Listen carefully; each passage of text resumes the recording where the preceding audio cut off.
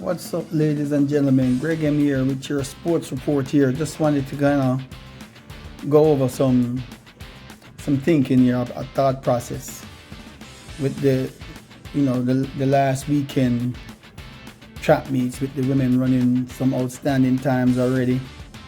Specifically, Sha'Carri Richards at 10.57, but everybody knows that's a win-needed time. And just to see, as you're looking at these women here, who you think, and with this lineup, looking at this lineup, who out of all of these young ladies you think have the capability to break the world record this year, and what will it take to break the world record? We have on top here Shelly-Ann Fraser-Pryce. She's getting up there near the end of her career.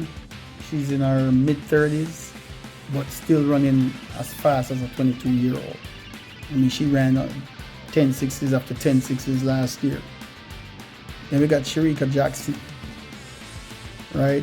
If you're looking at the picture, she'll be on the right, on the top. Shelly-Ann Fraser is on the top left, Shericka Jackson on the top right. And she's already ran some 10.7s. She ran some 21.45, right? Dina Asher-Smith at the lower left. She's ran some 10.8s. And Sha'Carri Richards, she ran some 10.7 legal times in the past, 10.8s, until she had that setback where, she got, issues and obstacles that she had to overcome when she was banned or disqualified because she tested positive for marijuana or something like that. But Leah Hobbs, third at the bottom, third left, she's been running some 10.8s, and of course down to the right and to the bottom, from the third from the bottom on the right, you've got Elaine Thompson-Herro. That ran a 10.54 in the past, but she didn't duplicate it last year. And this is not all I think there is, that anyone else can maybe step up and surprise and take it out there and run a fast time, run a 10.7 or a 10.5. Who knows who might step up to the plate. But this is a good lineup. If these women stay in shape, injury-free, Shelly-Ann Fraser-Pryce, Shericka Jackson improve her 100. I'm looking at her to actually break the 200 world record with the Abby Steiners in there and Dina Asher-Smith, Elaine Thompson if she run the 200 again. And she's getting up there too. I think she's approaching mid-30s too. But Sha'Carri, she is still young. Leah Hobbs is still young. I think Dina Asher-Smith is still fairly young too. But being young and not being able to have that mental strength to be competitive and be a fighter, sometimes the experience and being a fighter will win the race. Will it break the world record? I don't know.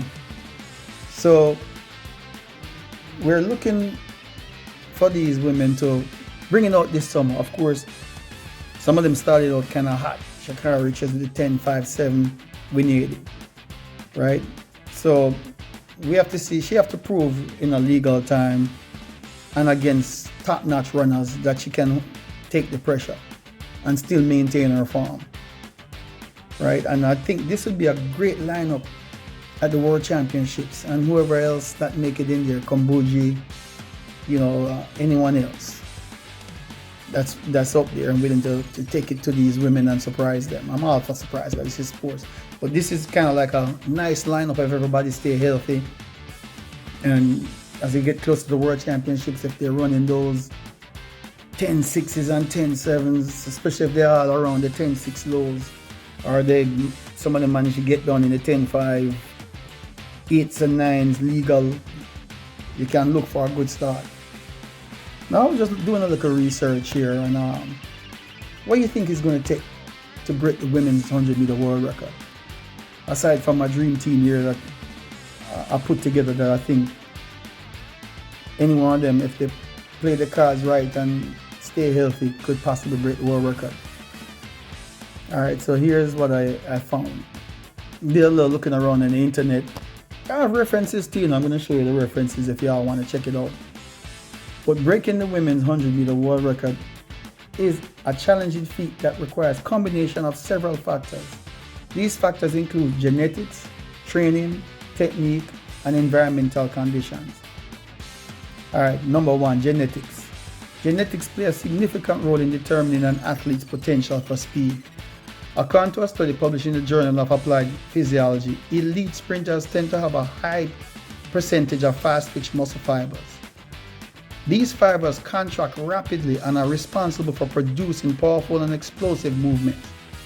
A high VO2 max is also important for endurance, as it enables an athlete to take in and utilize more oxygen during exercise. So number two, let's look at number two. This is from my research on the internet. These are the things that I'm reading that you have to have a combination of to break the world record, to be the top performer, the gold medal winner. Training, big important aspect. Training is essential for developing the necessary speed, strength, and power required to break the world record. Speed training is the foundation of a sprinter's training program and involves running short distances at maximum intensity. Not all that distance running. You shouldn't be running cross countries to prepare for sprints. According to a study published in the Journal of Sports Sciences, successful sprint training programs include a combination of short sprints, longer intervals, and plyometrics. Weightlifting is also an essential component of a sprinter's training program as it helps to develop strength and power.